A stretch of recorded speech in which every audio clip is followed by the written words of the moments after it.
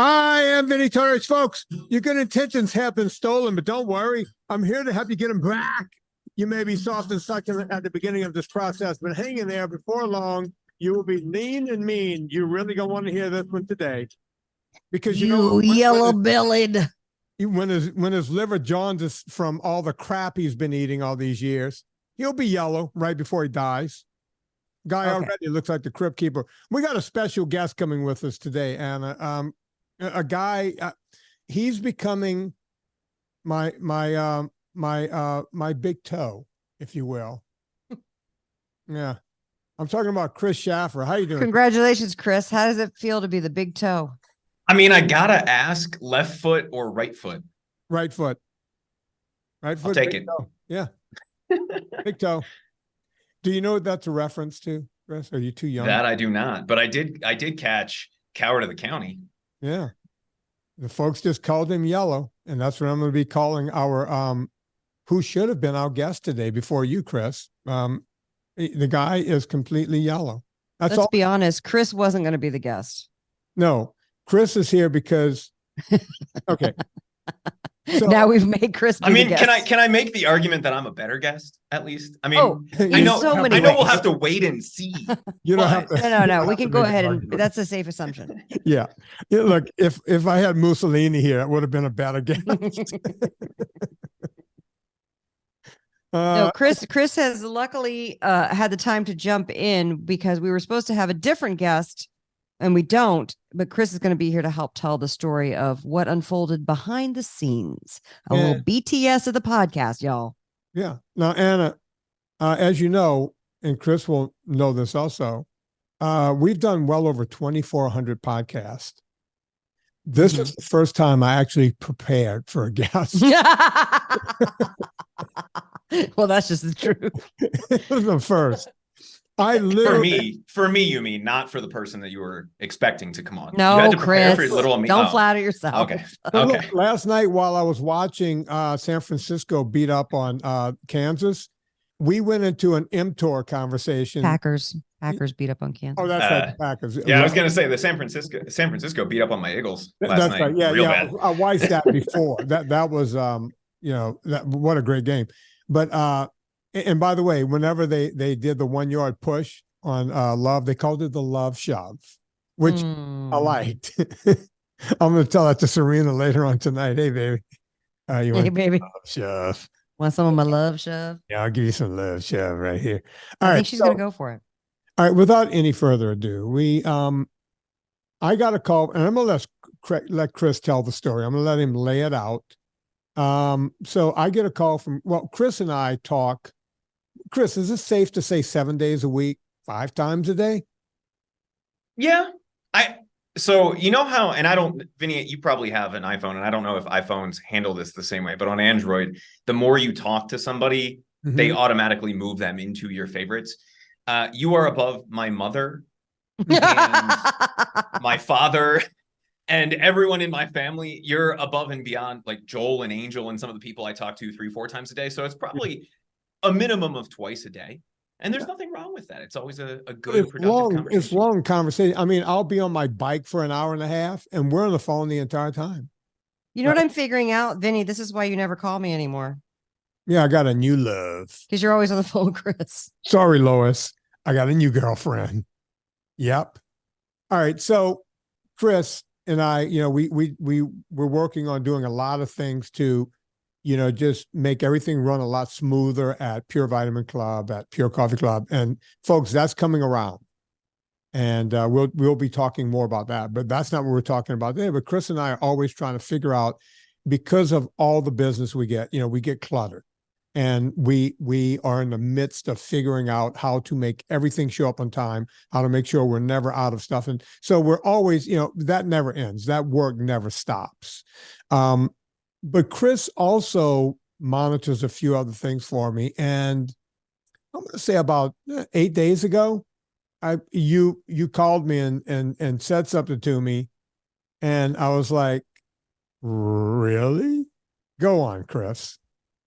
So I got an email, and in their defense, it was a little bit longer ago than 8 days ago, but it happened to go to spam, which I don't look at on a daily basis from a public relations agency. And if you guys have ever done anything public facing, you will know. And Anna, I know you get bombarded with these. Vinnie, you get about 200 of these a day, right? It's kind of a form letter that says, hey, we'd like to be on your show, right? Like you've got 10 people on Instagram. Client. Right. Can you let us on your Instagram live? You have 15 people over here, right? And if you have a podcast, especially a successful podcast like this one, you get 10, 20 of these a day. And we happened to get one from who I am going to affectionately refer to as friend of the show, Dr. Michael Greger. And his PR agency was reaching out because he has a book that, as of recording this, is coming out tomorrow. December 5th. Yep. December 5th, correct. How Not to Age. Let's give him a plug. December 5th, yeah. Dr. Michael Greger's book comes out, How Not to Age. Which is the sequel to How Not to Die and a variety of his other works. And, right. And right there, I had a question. It's like, what, if you're not going to die, you're not going to age. So you've already written the book, but okay. Now you're not going to die. Now you're maybe he has more info he wants to get out there. And look, I was open to a real conversation, but go on, Chris. So we get this thing. So I happened to read through it. And normally, the way that most of these are formatted, because they're just sent out as mass mail. This is not anything that was like specifically designed for us, as much as we like to pat ourselves on the back, right? But it did say, hey, Vinnie. So of course I took a look at it, right? And I'm reading through this and I realize it's Dr. Michael Greger. And I know that we've been trying to get him on the show forever. So I reach back out to the PR person who sent the request and said, essentially, let us know. Right. We'd be thrilled to have him on. Just let us know what works best for him and we'll make Vinnie available. That was the extent of the email. I got an email back about 3 minutes later that said he would absolutely love to. Can you throw out some options for times? The sooner the better, since the book publishes next week. So we said anytime after 3 o'clock on Thursday, anytime all day on Friday. He said, he's kind of on a book tour until Monday. I opened up my schedule, Anna. I said, yeah. Chris says, when are you available? I said, if they want to do it at midnight, I'm good. I will talk to this guy anytime I've been wanting to talk to this guy for years. Yeah, totally. Go on, Chris. And so we said, hey, anything that works for you. If he's free Monday at 7, we will make that work. They said, great, send us a Zoom link. So we sent that over. She asked for some things like my phone number in case they had an issue, the day of the recording, any of those kinds of things. Totally normal. And then just a few hours ago, we got an odd email that basically just said, can't make it, sorry. And that was the extent of the conversation. He just so basically he realized it was Vinnie Tortorich and canceled. That's my assumption. That's exactly what happened. So at first, his people didn't know. His people didn't know. They just said, oh, popular podcast, great. And Greger figures out like in the 11th hour and he goes, no, we're not going over there. Not that guy. The guy who called me out in his documentary, Beyond Impossible. There's a plug for the documentary. If you guys haven't seen Beyond Impossible, I strongly recommend you see it. Since you're plugging everyone else. I'm plugging everyone right now. But here's why. If you haven't seen that, you're going to get some context as to why this conversation is interesting and important. Yeah. So Chris and I, when Chris got it booked, my first question was, what do you think the chances are that he's going to be on this show? We had it pretty close to 0, but as the days went, I mean, when we got to the weekend and it was like, well, shit, I need to start preparing for this guy. I started going through and looking up. Chris was going mad with, Greger stuff. I was going mad with Greger stuff. We were trying to figure out everything. We were listening to other podcasts and other shows to hear what he does. And as it turns out, Anna, he only goes on friendly, meaning vegan podcasts. Okay. And they will not ask him. They'll just say, this is Michael Greger. And then he just starts, blah, just vomiting on, he just goes in, and they don't try to stop him. No matter what crazy comes out of his mouth, they're like, yeah, applauding. But that's where his audience is. That's who's going to buy his book. That's why he's doing it. Exactly. He's not a guy, even though he's saying inflammatory things, he's not a guy who wants to engage in civil discourse. Well, here's the thing. Listening to him as much as I did, Chris and I realized, well, Chris realized it before me. He goes, you guys have a lot in common, right? Mm-hmm. Believe in getting proper sleep and eating, real whole foods and on and on and on. So we would have had a lot of commonalities. Mm-hmm. And I'm not one of these, off the deep end carnivore guys who say, hey, vegetables are trying to kill you, because they're not. Right. You don't say that. Right. No, I am a guy who says you need to eat vegetables. I'm a big fan of the veggie, right? Just ate some broccoli right along with the rest of those Vocino meatballs I made over the weekend. I had a bunch of them left, and I did broccoli on the side. Oh my God. But at any rate, I eat vegetables.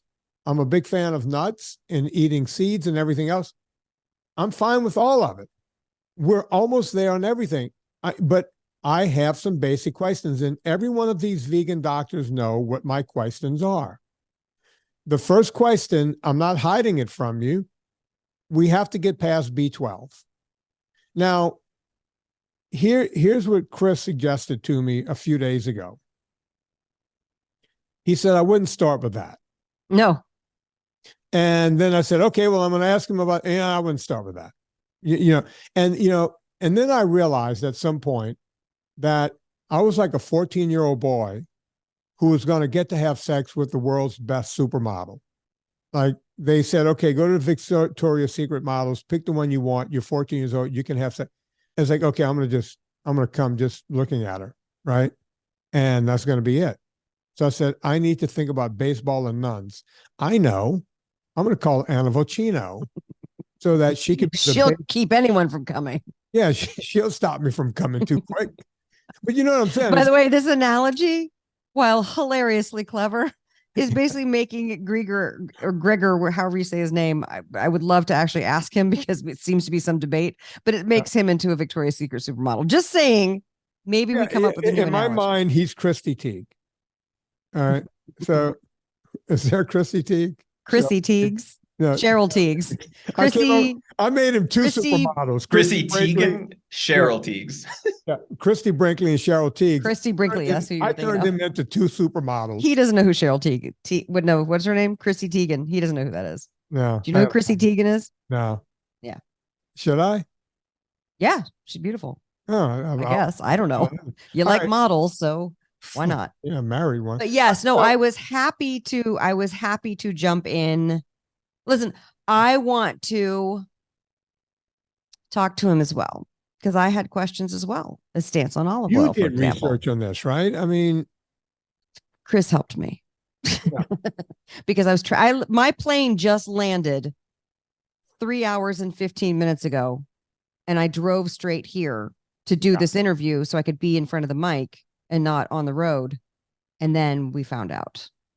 Right. And that was the whole deal. Anna was like, I'm off the plane. I'm in the car. We are waiting to do this interview. And then right in the middle of that, we get this, right? So I thought we would do the podcast anyway. Right. Right. One of our big questions was he is for in his book, and we got this from the excerpts, right, Chris? He's against protein now. It's not enough that he's against meat. He's against protein. Is he against all? I mean, like not all protein, but he is talking limited. Chris, am I making this part up? No, one of the biggest things that he is talking about in terms of anti-aging is protein restriction as the mechanism to do that.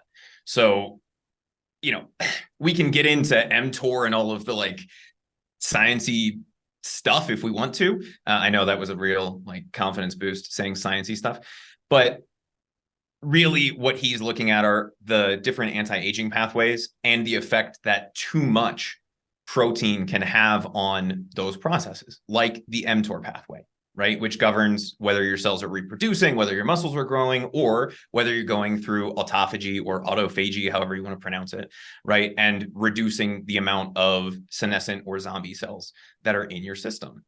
And protein is one mechanism that can trigger that pathway. And having too much mTOR, as Vinnie is familiar, right, can lead to a variety of not so good outcomes like cancer proliferation and pro-aging things that can happen. The same thing happens though if you have too little mTOR, right? If you don't ever trigger mTOR, you run into the exact opposite problem where your body is just eating itself. And so you have to strike the balance. His argument is that protein restriction, generally speaking, is the best way to do that, because there's a few things that really trigger that pathway specifically.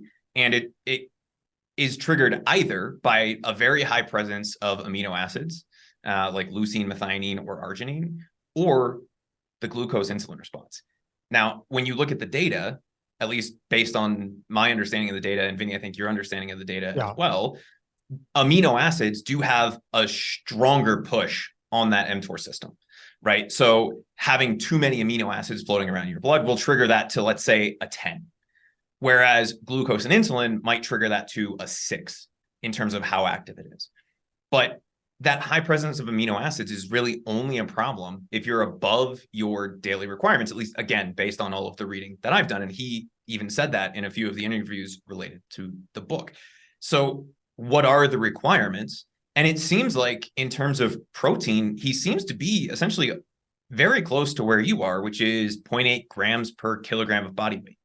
Which is on the higher end of what his recommendations my thing is, I always say 0.6 grams per pound of lean body mass.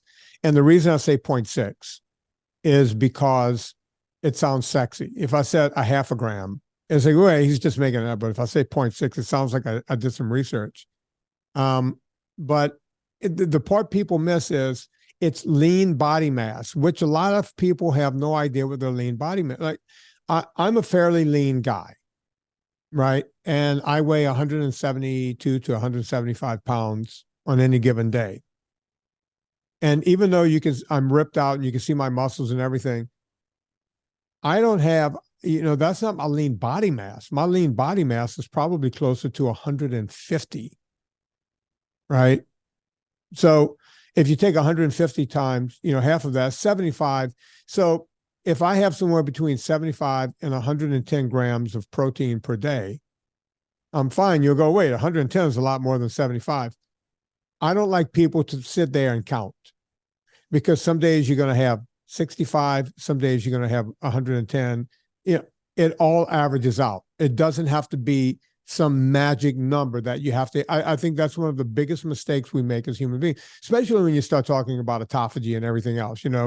There are moments when your body, autophagy just falls right into place, and you don't have to do any kind of intermittent fasting or fasting of 3 or 4 days of not eating or whatever. If you're just staggering things and you're just going along with your life, it really takes care of itself. I always go back to my grandparents. No one ever thought about it, right? They had eggs in the morning. They had something, cheese with some kind of, meat midday, and then, meat and olives and, broccoli and everything at night. It was never no one ever sat there and said, oh, we need more protein. We didn't get enough protein today, right? Well, and that's part of the problem these days that everybody that's why I like your message so much. You are the voice of reason, where you're just like, You actually don't have to count. You don't have to make yourself crazy over counting. And I think that that's really important. And I think that a lot of people I think that subconsciously they're trying to justify their existence by coming up with some formula that you have to do. Because if it makes it complicated, then the diet industry makes you dependent on knowing these numbers and having to calculate stuff and go to a website and figure out. And it just seems like, I don't know, it's a lot. It's like, take blood work for sure, but like counting I don't know, seems like a lot. And also the lower protein seems to go against everything I hear about perimenopausal women, that we're supposed to have adequate protein and be lifting and, keeping our muscle mass from completely going away. We're going to get into that in a second, because, as you get older, as we know, there's that little baseball player, Sarcopenia, came out of Cuba. And, we have to worry about that. But even before you get to that, I can understand if Gregor was going to have a podcast with Sean Baker, right? It's the the right and the left, and nobody's going to agree at Right. all. Sean Baker's going to go, you're wrong about everything. Greg is going to go, you're wrong about everything. You got to Right. remember, this is the podcast that Rich Roller used to come on to. We started Rich. Yeah. He didn't know what a podcast was. He used to come That's on my correct. show. We were good friends, right? He'd come on a show. I did his first couple of shows when he first started. I don't have a problem with vegans, but they think I have a problem with them. I just have a problem with the vegan zealots who are pushing this diet that's not as good as if these people ate some animal protein of some sort. And I'm not saying The they, misinformation. you know, even if they just ate fish or chicken or eggs or anything would help them along. That's why people go, what about vegetarians? A lot better, because a lot of vegetarians will eat, you know, eggs. A lot of, not all of them, but a lot of them will. Vegetarians will eat cheese, right? So there's some good there. I'm just trying to get one of these guys on the show. And by the way, folks, don't text me and tweet me and Instagram me and go, I know a dude that's got a podcast. He'll debate you tomorrow, bro. You'll do it. No, I don't care about that guy. I've asked the top vegan doctors. I've asked Willett. I've asked McDougall. I've asked Clapper. I've asked Barnard. I've asked all of them. Come on the show. The first question is B12 and we'll move from there, right? Because you guys are saying any meat is bad. So I want to hear how you get to that. Right. Right. Because one of the questions we have for Greg, we weren't going to lead off with it was, and Chris and I did more math on it. Chris, I'll let you speak to it. We tried to find the studies to prove that eating even one egg a week could cause type 2 diabetes in and of itself. Chris, what did we find out there? So before we even dive into that, Vinny, I wanted to share a claim, and he made it in a couple videos that I wanted to get your opinion on, which is that oatmeal is healthier than eggs as a breakfast option. There seems to be a lot of debate about that on the internet. That's for sure. Okay, no way. And here's why. You know, we have two things. We have a glucose spike or a glycogen load. So I'm going to put this in terms that anyone can understand it. A glucose spike, glucose equals sugar, right? It's when you have a simple sugar, such as, you know, table sugar. And I don't care if it's cane sugar, or honey, or agave, or allulose, or whatever. It's any of these OSE products. Sugar ends in OSE in every case. When it hits your bloodstream, it's a simple sugar, and it drives your blood sugar sky high. It spikes, right? But since it's such a weak, you know, it's a simple sugar, it's so weak, there's nothing backing it up. Insulin can be dumped on top of that and knock it down really fast. As a matter of fact, insulin, it pours so much of itself onto the sugar, it knocks your sugar, you know, as I say, your dick is in the dirt. You ever notice you'll eat something sweet and all of a sudden it's like you can't keep your eyes open? That's insulin overreacting to the spike from the simple sugar. Now, you'll talk to registered dietitians and they'll tell you, oh, you can have a bagel, you can have a bran muffin, you can have what have you, you can have rice, because those are complex carbs. Those activate slowly in your system. Your stomach holds back. And they would be right. They do move slowly. They don't just shoot up the way sugar does. Think of the 14-year-old with the supermodel. That's sugar. That's simple sugar. Now you got a 25-year-old who's had a hit of pot, and now he's with an 8, not a supermodel. He can just go a lot slower, right? He can handle it. That's what rice is. That's what bran is. That's what all of this stuff is, right? And even though you're not going to get one spike, you're going to get what's called a load. So your sugar goes up and up and up. Insulin starts releasing onto that sugar, except it doesn't come down. It stays up. It can stay up for an hour, 2 hours. As long as your stomach is trying to empty the contents of that food, your insulin is going to have to keep releasing on that sugar. And what's it doing? Well, you've already topped off your sugar stores. So now it's got to do something with it. So it turns it into a long-chain triglyceride and stores it as a fat. It's the beginning of fatty liver disease. It's what makes your triglycerides. I've talked to people with triglycerides in the 800s, Spoke to a guy earlier today. I'll tell you his name, Anthony, 432. 432 today. Anthony, I'm looking at his name right here. Right. This is what we're dealing with. When you're eating anything that's causing that load, it will keep your triglycerides high. And if you talk to people like, hang on, Anna, like Dr. Ocadia, he'll say it's not cholesterol by itself. It's not just, the ApoA and ApoB, which has to be studied if you have a problem with that.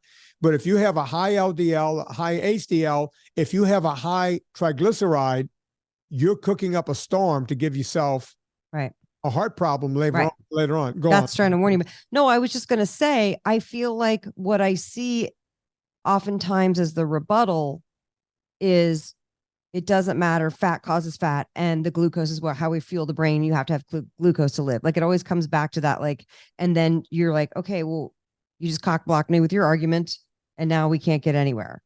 Right. So, and I know that there's always like, I know Gregor in particular says the literature, like, show me the literature says.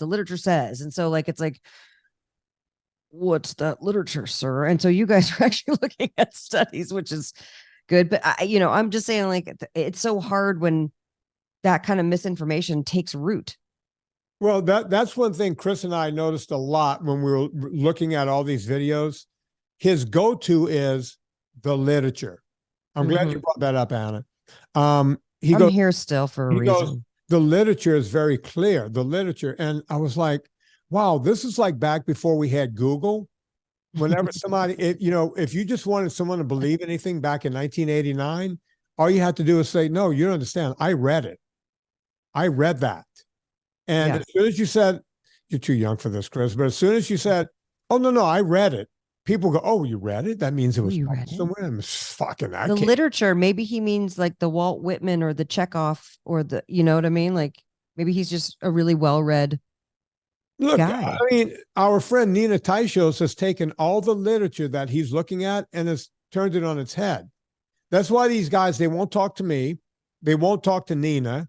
They won't talk to any of us because we're not mad at them. We're just going, wait, you're saying the literature. And when they start talking about that literature, like if he would have come at us with mTOR, notice what Chris said a little while ago. Right. Yeah, really high mTOR all the time is bad. But Grieger is making, is it Grieger or Gregor, is making mTOR seem like it's the big bad wolf and you don't want any mTOR at any time, which is bad in the opposite direction. Chris, am I wrong about that? No, right. So low mTOR is more repair and maintenance. But if you have chronically low mTOR, the only thing you're doing is repair and maintenance. You're not having any cell proliferation when you're in that stage. Right. So you can only kill so many cells that aren't doing their job before you start affecting real tissue. Right. And so we do have to have a balance. And like Vinnie, like you've been saying, there's a lot of things that you guys do agree on. And I think you agree probably on 80%. Yeah. Where you disagree is where the literature actually says. And I'm sure you're aware of this, Vinnie. You're a fairly well-read man. That is what is called an appeal to what? It's a logical argument. It's an appeal to authority or an argument from authority saying, oh, there's papers that say this. Right. Well, yeah, but you can create a study that says anything. So specifically related to eggs, what does the research say? What are the papers that he cited? And we went back to a few of the different things that he's done to try to look at these. And what most of that argument comes from is it's based on a study called Egg Consumption and Risk of Type 2 Diabetes in Men and Women. And it is a study where they took the physician's health study data and the women's health study data and teased out if there was a correlation between egg consumption and rate of diabetes. Now, I haven't taken a total deep dive into how the data was gathered for those two studies, but my guess would be it's similar to how it was taken in for the nurses study and some of the other studies that are let me help you, Chris. That's exactly, it's done the same way. It's just an epidemiological where they're asking people every 3 to 5 years, what have you been eating? So go on. I don't mean to. Yeah. And so they're saying high egg consumption daily is associated with an increased risk of type 2 diabetes in men and women. Okay, so maybe that is the case. Maybe there is a correlation there, right? You get a bunch of truckers in the study and they're eating 4 eggs and 4 cups of coffee and 6 pieces of toast at breakfast. Maybe it's the eggs or maybe it's the other things, right? So we look beyond that and we look at the other 2 sources, because he said, it's not just confirmed by this one. Here's 2 more sources. And looking at those sources, they kind of back up his point, but not really. Both of those were smaller studies that were essentially looking at the same type of an association. They weren't diet interventions looking at glucose levels. They weren't any of those kinds of things. They were strictly diet questionnaire type surveys and asking people what they had. And in fact, one of the studies that he cites specifically says that there's no statistically significant association between men eating eggs and diabetes. So if you're going to make the claim that eggs cause diabetes, you would think that it would happen equally, or at least somewhat, in men. But if one of the 2 studies he uses doesn't back that up, that seems a little counterintuitive to me. I'm not a biologist, but that, that seems to be a little counterintuitive to me if one of the 3 main sources is at least 50% against what he's saying. Okay, let me give an analogy.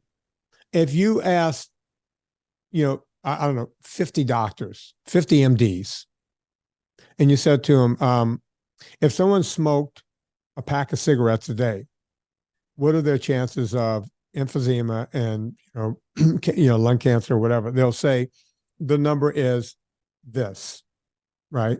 The number is high, 70%, 60%, whatever that number might be, right? And if you said to them, okay, if someone legitimately had 1 cigarette per week, 52 a year, that's just over 2 packs of cigarettes per year. No more than, no less, just 1 cigarette per day. Would they have emphysema? They would go, absolutely not. Because, and you would say, well, why? I would say, well, so even if eggs were a carcinogen, which they are not, it's probably the most bioavailable food that humans can eat, right? An egg. Even if it was, when you take something as bad as a cigarette, you couldn't get one doctor to agree that having 1 of those per week will cause a problem, right? They couldn't do that in their right mind. They would go, well, it's better if you had none. Of course, none is better. But will that cause emphysema? No, your lungs will clear 1 and, per week. Come on, that's not a problem. But here, we're hearing, hey, here's the deal. And here's the problem. One of these very, very healthy foods will cause something that it will not cause, right? I've asked everyone. I've asked Lustig. He's been on the show. I've asked William Davis. I've asked all these people, can an egg, eating an egg 1 a week? It's like, no, you can eat 20 a day. And it may cause other problems, but it's not going to cause type 2 diabetes. It can't. It cannot. So the bullshit that he pulled out of these studies is exactly what it is. Bullshit. Does that make sense? You could have taken, as you said, your words, Chris, he teased it out, right? They teased out that information. If we went back in those same studies to find out how many people smoke, how many people were heavy drinkers, how many people worked in a bakery shop and ate, the leftovers all day long, I bet we can tease something out there too. Right? When you start teasing stuff out of these studies to make a point, a crazy point, you could tease out anything. Would you agree, Anna? Yeah. Anything? I mean, isn't that what they do? Yeah. Yeah, they take one bit of information. It's like with the blue zones, right? They'll say, oh, Sardinia is a blue zone. They don't eat any meat. You can't find a community that eats less meat. They eat more meat than anyone else in Sardinia. They're eating pig. You mean in Italy? Goat. Yeah. Sardinia, Italy. They're eating. Yeah. They eat lardo. Do you know what lardo is? Yes. It's fat. Chris, do you know what lardo is? It's just straight fat. Yeah, it's just rendered pork fat, right? Yeah, Italians put it in a ball, they season it up, you pop it in your mouth. It's delicious. That's what they do in Sardinia. not according to these blue zone guys, right? And when you look at blue zones, they're going, well, they don't eat meat in Sardinia. They're on and by the way, they all go, they're on the Mediterranean diet. Why? Because they're in the middle of the fucking Mediterranean Sea? That's why? No, they're not. My family's from the next island over. They're Mediterranean. You think they're eating that shit? You think they're eating rabbit food? They're eating rabbits. Yeah. But they ain't eating rabbit food. Yeah. I tell you that. Oh, you know Debbie's going to use that for my Probably. Let me take my glasses off. You ready, Anna? Yeah. Okay, Debbie, here you go. Well, you think Sardinia's a blue zone? You think they're not, you think they're eating rabbit food? No, they're eating rabbits. They're eating real food. They're Sardinians. They're not idiots. Italians aren't idiots. All right, stay motivated. All right, take that, Daddy. All right, there you go. See, Chris, I do double work here when I do it. So yeah, it drives me nuts that they all everything we looked up on, and it was the same thing, Anna. We were looking at what he says in every talk, right? Mm-hmm. And he carries himself like some kind of celebrity with these people. Well, he is with them. With he them, is. I guess. Yeah, he's renowned in that community. You got to give him that credit. Look, I remember being on the top of Whitney this year, and someone was talking about being vegan, and they mentioned Rich Roll, and I was laying there getting some sun. I went, "Oh, he's a good friend of mine." It's like, dude, you actually know him?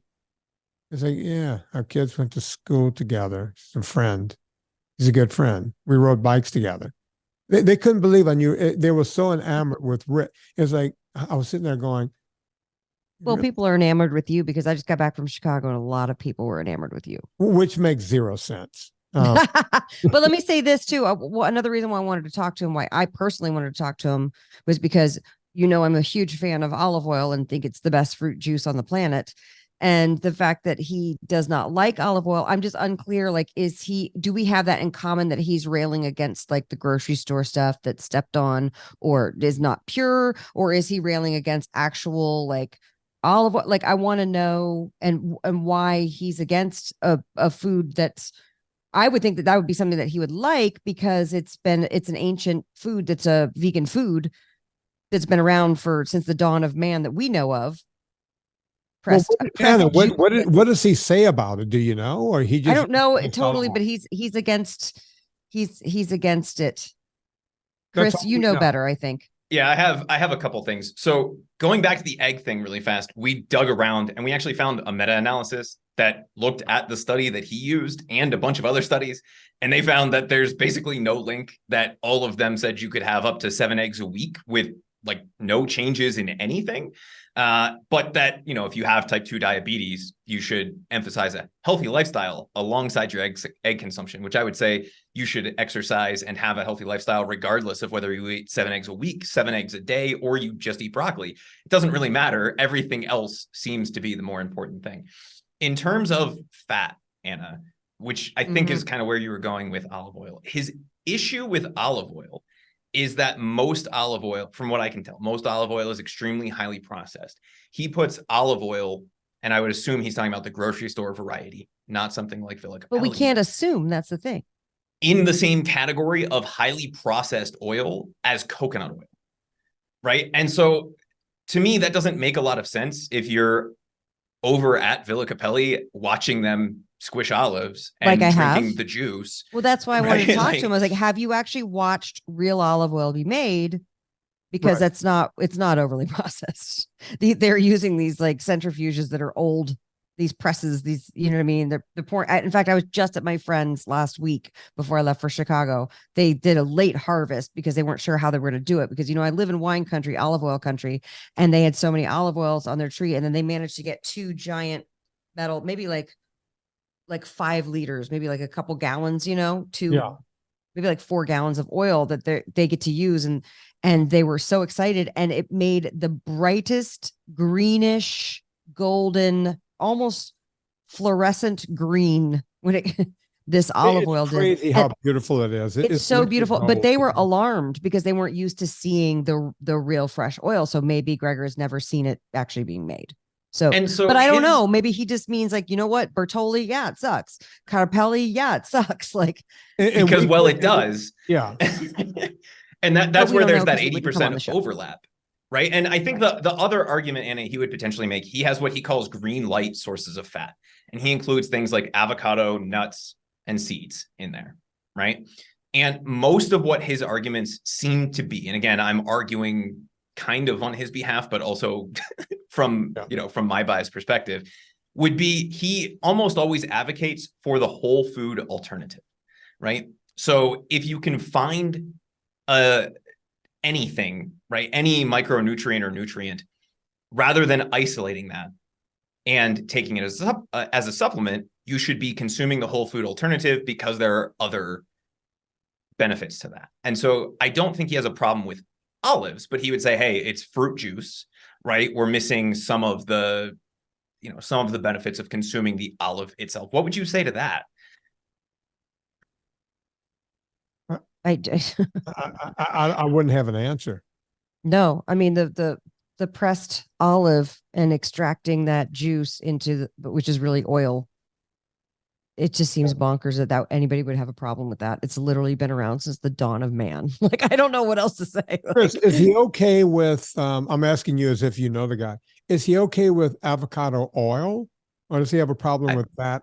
That also seems to be more processed than olive oil. Yeah, because it's hard. And I don't think he is, because the things he specifically lists when he talks about good fat sources are avocado, nuts, and seeds. Those are kind of his go-to anytime somebody asks him about that.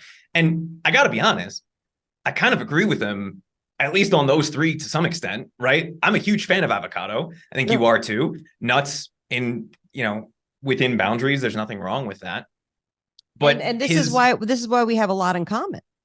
Right. And we were going to bring all that up. I mean, I wasn't going to sit here and hammer the guy. I've never hammered a guest. I mean, look, we had the fruitarian guy on this show, and he imploded. He hammered himself. Yeah, he hammered himself.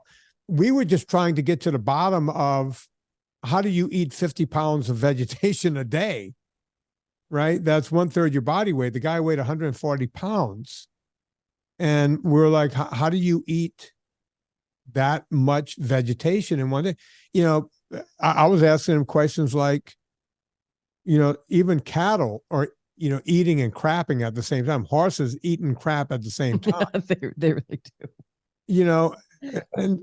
How does that work? To have your digestive system, trying to work, at least Gregor and I agree on autophagy, right? Give your system a break. Let things relax for 5 minutes. You don't have to be eating all the time. We have so much we agree on. And look, if anyone hears this and gets this to Dr. Michael Greger, please, we would still love to. I won't sit here and yell at him about not being on the show. I would like to have actual discourse with this guy and figure out how we can find the common ground, because if he's truly interested in helping people, as I am, and as Anna, as I know you are, and Chris, you work with me, we talk about health. You would think Chris and I were talking about, okay, how can we make some money here? What do we talk about, Chris, all day long? 90% of it is this stuff. Yeah. How do we get this message out to more people? Right. That's what Chris does. How can we help more people? How do we help more people? Chris, unless we're talking about trying to get the product in the house, do we ever sit around and talk about how do we get rich? Am I rich? Is Chris rich? I don't know, Chris, are you rich? I've never asked. I can tell you he's not rich. Look at his background. Yeah. It looks like concrete black. Looks like a sleeper cell. I'm just teasing you. No, look at your background, Anna. There's nothing to look at. I know. I painted it really dark because I'm so sad because I'm not rich. Because her soul is black. My soul is black. No, I'm definitely not independently wealthy. But what we talk about all day is how to spread this message, how to do this. And I think you've always had the position, Vinnie, of you'll talk to anybody basically at any point. Yeah. And if he wants to sit down with you, you're more than open to that. In fact, when I reached out to you half jokingly, because I already knew the answer was going to be yes, it wasn't just yes, it was hell yes. You were like, when? Right? Yeah. When can he be on? Because I'd love to have this conversation with him.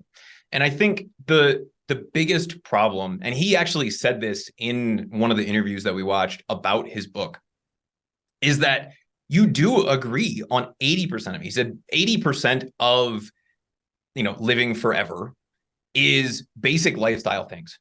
Moving more, no disagreement, eating more whole foods, and not smoking. Yeah. I think we can all agree on those three things. Those are the three secrets, guys. You just heard them. You heard it here first. But I don't know. We can't spread a message really wide unless our hearts are in the right place. Yeah. And so to address the getting rich thing, like there's no problem. I have no problem with making money or earning money. I think everybody should be duly compensated. But we know that as long as we're asking the question, how do we help more people? How do we reach more people? How do we spread this message more is a more important question to ask than how do we get rich? So I just want to throw that out there. And listen, if he had come on the show, he would have reached more people who are interested in good health. That's true. Than he would if he went on MSNBC or CNN. And people outside of his already existing audience, which isn't that why we try to cross-pollinate with different, isn't that the strategy? Like maybe we can get some folks who hadn't heard of us, and you go on shows, you go on Mike Rowe and you talk to his people, and it's I think also too, what would be really hilarious is if tomorrow they're like, oh, sorry, now he's available. All of this is for naught. We're just assuming that he just didn't want to come on the show. Okay. That he was just busy and he will eventually come on. Because they didn't give us a reason and say, hey, this came up. Can we reschedule for next week? They would have done. Oh, yeah. Okay. They would have said that. Yeah. She just said, can't do it. Sorry. Peace. Right. Normally. Peace. Well, maybe because Vinnie, you and I had this conversation. Can't do it. You're right. You're right. I would never put a guest in front of you without having talked to you about it. Like it wouldn't have made it on your schedule unless you and I had a conversation about it, or you and Debbie had like somebody would have come to you and said, hey, do you want to do this particular show? Yeah. Hey, here's why you should do this, or here's why we think, you make your own decision, but I think his PR lady outkicked her coverage a little bit, and she did outreach and she got the response that she was looking for. And then I think they finally sat down and he went, wait, what show do I have? Am I recording tonight? I'm not doing that. That's the one where he tried to trick me into being on that documentary.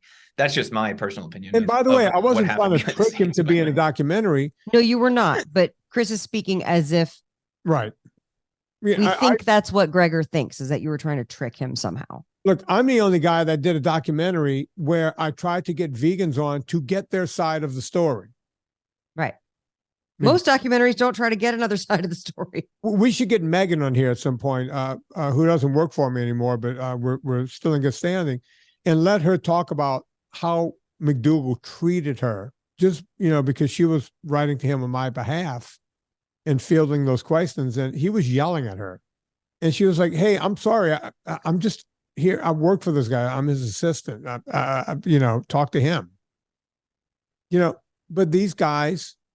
You mean like he wrote in all caps? What do you mean he yelled at her? He was like, do you know who he is? And Nina Teicholz, she's a hack. She's going to be in the movie. If she's in a movie, she's a hack. And he was asking who else was going to be in the movie. We were answering every question he asked. And then he would come back and just berate her in emails. I got no patience for somebody who berates an assistant. Yeah, McDougal's out of his mind. But I would welcome him on, and I would treat him fairly. He was the guy that went on, the guy we don't talk about anymore, went on that guy's podcast and started yelling at him. Oh, yeah. Guys in jail. Yeah. So, yeah. How many people we've had on this show that's in jail? Because the fruitarian ended up in jail too. Oh Lord! Are you saying I should be watching my back? Yeah, we're just trying to help people. I'd be careful listen. If you're doing anything untoward, now that you've been on this show, you will get caught and you will go to jail. That's twice as bad for me, given the prison I'd be going to. Vinny, I wanted to run a few other things by you and Anna that he's talking about here, just to get your opinion on them. And he had a whole section on cooking, right? And again, this ties into the meat and eggs section as well, because we've all heard about the studies about how cooking meat, right, leads to carcinogens and some of those kinds of things. You get that nice crust on your steak. That's definitely going to kill you from cancer faster than anything else, right? And his argument is that high dry heat leads to more advanced glycation end products, right? Which are the cancer-causing end products. I think we can all agree to that. The question is, to what extent does that really matter? And his argument is, if you have to have meat, that moist cooking is okay, but you should avoid grilling or pan boil frying. your meats. Boiled or steamed. And he cited a study, and it makes perfect sense to me.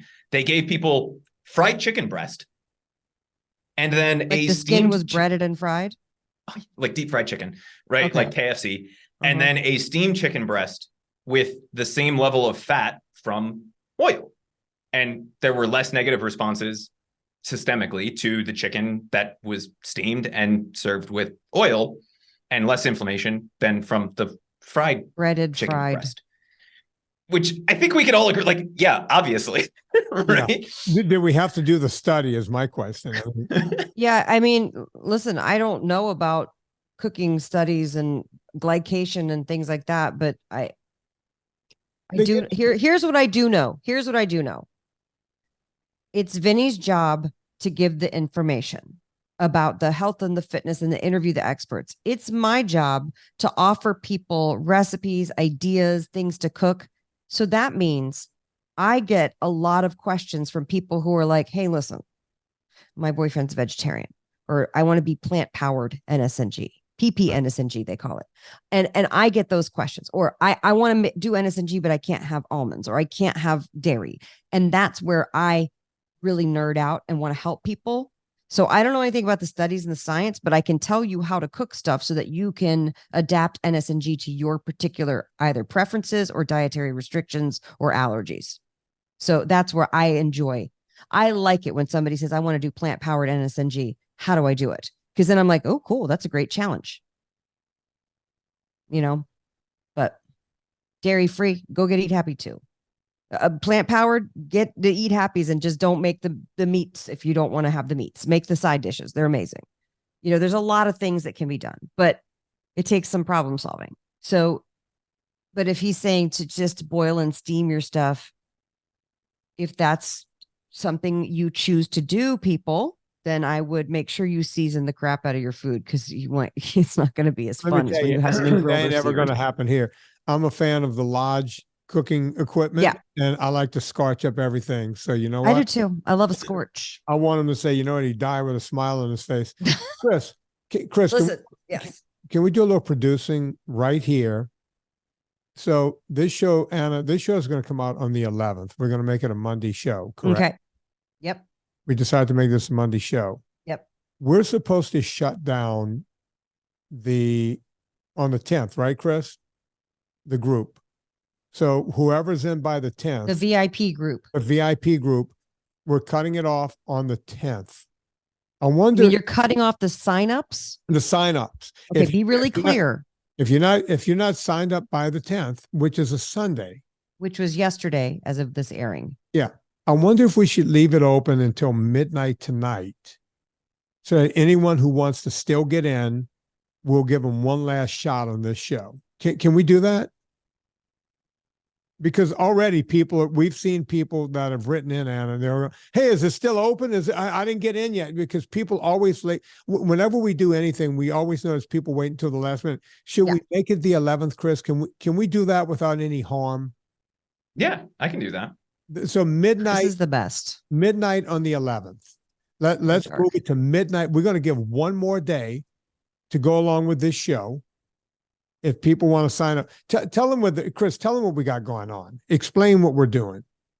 You do it better than it's my product.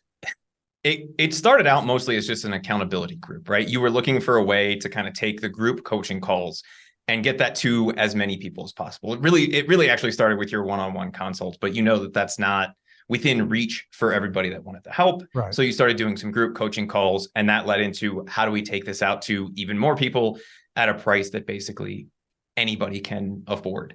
And that's where we came up with the idea for NSNG VIP, which you can find if you're listening to this before midnight on the 11th at VinnieTortorich.com/VIP. If you're there after we close down to make sure we're taking care of that beta group, there will be a landing page there where you can add in your name and email so that we'll notify you when we go to open again, which will probably be at some point in January. But if you join that group, what you get out of that is, one, you get a really cool private community. And Vinnie, this is actually something, once we get off of here, maybe tomorrow morning, you and I need to take a look at that. It started out as just a Facebook group so that we had a place to kind of hold everybody while we figured out how big this was going to be and how many people we got in. But we're actually going to be moving that off of the Facebook platform so that everybody has access to it. And it is truly a private community that only the VIPs get access to.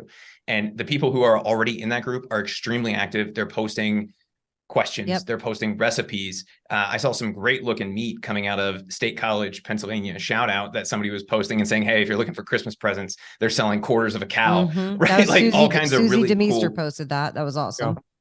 Yeah. All kinds of cool resources in there. You're going to have access to a bunch of what we're just calling NSNG bonus resources, right? And that starts off right now. You have access to the newest version. You'll always have the newest version of the PDF as that gets updated. We're also going to be rolling out a lot of other interesting resources in there. We'd love your feedback as to what would be really useful for people. Vinnie and I had, I think, an hour-and-a-half long conversation this morning about some of the ways that we can help people with a variety of other things, reducing costs, some of those kinds of things. Those will be additional resources that get put in there. But the big draw for this, for me personally, if you're somebody who is NSNG, for somebody, you have a couple questions you want to ask the man himself, we're doing the 2 monthly group coaching calls. And so you'll have the opportunity to join the group, ask questions, maybe come on live and do a little bit of a deep dive with Vinnie. Those are going to be an hour and a half. Vinnie, I know you like to ramble on once you get going. You like to just go until you have to stop. And so, we're promising an hour, but those will probably be a little bit longer. They're going to always go longer if I have the time. And Chris, you left one little piece out. If people can't be there for the live thing, each one recording can be recorded. You could just go into the group and get the recording and listen to it. And that's the look. Well, let me tell you something. I just got back from Chicago, boots on the ground. People are very excited. People are very, very excited. That's all anybody could talk about. It was great. It was really fun.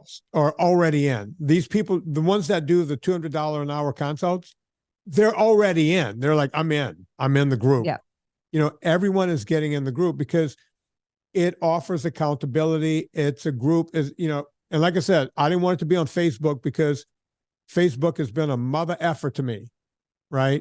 They Chris, they run me through the ringer. We see what happens to me on Instagram, which no expert can explain. I'm glad I have Chris on tonight. Chris, what goes on with me on Instagram is pretty unbelievable seeming. Is that Throttle City? I don't want to put words in your mouth, but try to explain it. The word that I would use is interesting. There's zero reason for it. And you can see when they stop throttling you, because all of a sudden, everything that you put out goes beyond your audience. And then for whatever reason, one day you can put out the same Instagram reel 2 days in a row. And one day it will go to lots of people outside your audience. And the next day, same reel, same title, same everything. It will only go to your audience and no one else. And I haven't seen that on anybody else's account, but I'm sure it happens with people who are controversial. Controversial. Chris keeps doing air quotes. Here's the thing. We'll see where I'll get like 18,000 people, and almost all 18,000 are from people who are inside of my, 80 something or 90. What do I have? Like 80 or 90,000. It'll be those people, and it'll show like 300 to outside of my group. How is that even possible? By definition, more people are going to stumble upon it. If it's getting 18,000 views within people who are subscribed to me, more than 300 people are going to stumble over that. It used to be, before they started throttling me back, it would be, if I had 18,000, 9,000, 10,000 would be from outside of my group. right? So, but that doesn't happen anymore. It's like, and they keep taking people away from me every single day, the same amount, by the way. And then people write to me and go, "Hey man, why did you get?" What do you mean? Like they delete followers? If I showed you my thing, if I get 500 people that come in on a Tuesday, they'll take away 500 other people plus 3% more. It's always exactly 3% more. And so I'm Is constantly. this like a thing that Instagram does? According to Debbie and every expert Debbie has spoken to, she goes, "Oh yeah, at the end of the year they do this. They go and clean out people's accounts." I don't see that happening to anyone else. And anyone else I talk to, they go, "What are you talking about?" Right? I've been told to clean out ghost followers. I wouldn't even know what they are. And so I have done that, and it increases engagement when I clean it out. But I didn't know that Instagram removes them. Oh, they're But maybe are they removing dead accounts? Like, I don't know. they've been moving dead account from me since August, if that's the case. My account has been going down by 0.3% every day since August. Exactly that number. How is it that exactly that number is taken away every single day? Right. Well, I know Instagram's horribly annoying anyway, because like I even said I went to go unfollow, and just kind of reduce some things. And it said accounts you interact the least with. Right. And I click on it and it's like my friends. And I was like, but I would like to interact with them. They're my friends. Right. Like, why have you taken away the joy that I have left on Instagram and just only show me dumb bullshit all the time? Yeah. Instagram's a mess. It's a mess. It's all fucking nutty. Folks, we're going to end it right there. I mean, there you have it. We were going to have Grieger on the show. That's why I wanted Chris to come on, because people think I'm BSing. This is the guy that got Grieger. And this is what happened. And folks, if you hear this, write to him and go, "Hey, why won't you go on Vinnie's show?" You guys find him. He doesn't answer on Twitter from what we can tell. He's active on Instagram. Where else is he active, Chris? Where else can we find him? Go to it seemed like Instagram seemed to be the best place because he has two accounts. He has his personal account and then the nutrition facts .org. Is it nutritionfacts.org? Yeah. Whatever his website is has a fairly active account there as well. But I think his personal Twitter isn't all that active. The Nutrition Facts Twitter is a little bit more active, but it seems like their Instagram accounts and their Facebook pages are the kind of the go-to places. Well, go ask him why I want to know why he's afraid. Folks, Anna Vocino's got all kinds of stuff going on. You may have noticed. Thank you. I ate some meatballs. I was like, I really need an ad for this very important Monday. Yeah. Here you go. Anna Vocino. The other night I did something a little different. I used the arrabbiata. I used the pink crema. I made You made a pink spicy? No, I just used the crema by itself. As you know, I added extra salt to it afterwards because Serena, she didn't want the extra salt. But I had the pink. You added salt to the sauce to the meat you were cooking? Oh, to everything. I put salt. Boom. You guys don't add salt to the sauce. No. It's going to be way too salty. More than enough. But okay. I do. And here's the deal. I browned up those meatballs and then I put them in a thing and I put the crema sauce on them. And I put in a big Le Creuset thing. Are you saying you made these meatballs? No, Serena did. And then okay. Because I tagged her when I was like, "Thank you, Serena. You outdid yourself." Yeah, no, she did. And then we put the mozzarella on top, the good stuff. And then we put it in the oven and just let it bake for a while. Let that mozzarella and all that just seep in. And oh my God, I finished it tonight. That's what I had for dinner. Folks, this is one of those things people go, "Oh, I don't have time to cook." I made this and ate it for 3 days. Yeah. Make it once, eat for 3 days. Yeah. I mean, come on. I'm like Jesus Christ. I have one fish, one loaf of bread. I fed everyone. Let me say some things real quick. Today's December 11th. If you're listening to this week, this is the last week to order 3 packs of spices and get them by Christmas. It's the last week to get the gift bundle, get it by Christmas. If you're too late, we do have gift cards that you could e-gift to people.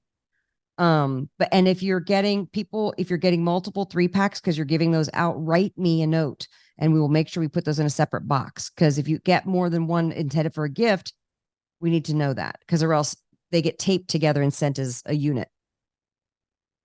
Go do everything at Anna Vocino, actually at eathappykitchen.com. Yes, Chris, you got thank anything you want to plug?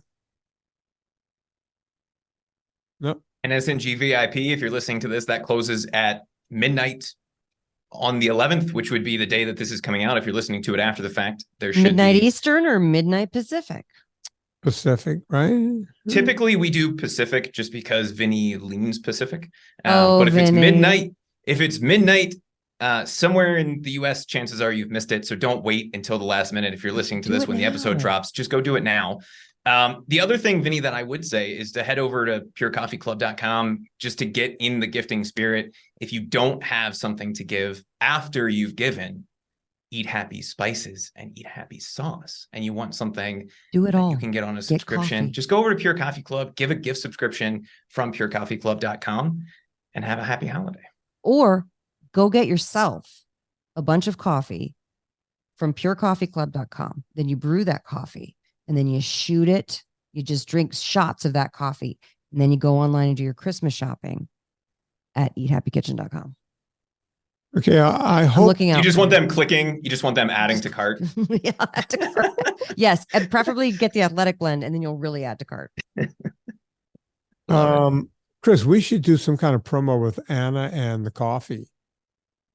Get your powder and get your coffee. People will be Ooh. set. We got to figure something out. Let's we do can make let's that do that in the new year, like barbecue dust and coffee.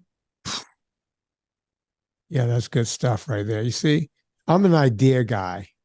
That's what I do. Yeah, Ideas. yeah, Yeah. yeah. And we're the execution people. Okay. Yeah. Unfortunately. I'm just glad you didn't call us executioners. I thought that's where you were going with that. Executionists, executionistas, Executors. executors. We're chief Executors. executive officers. All right. I'm not sure if this song is the right song, but I pulled up what I thought I should pull up. And Gregor, come on the show for Christ's sake. Come on, you guys get Dr. Gregor to come on the show. It'll be a good discourse. Come on, Gregor. Don't just talk to people who agree with you. Talk to people who are going to ask you real questions. Come on, you're a smart guy. Let's do it. We were talking about going to jail, and this is a show that the song that came to mind. On behalf of Chris Shaffer and Anna Vocino, my name is Vinnie Tortorich. Put life into living and do it with this.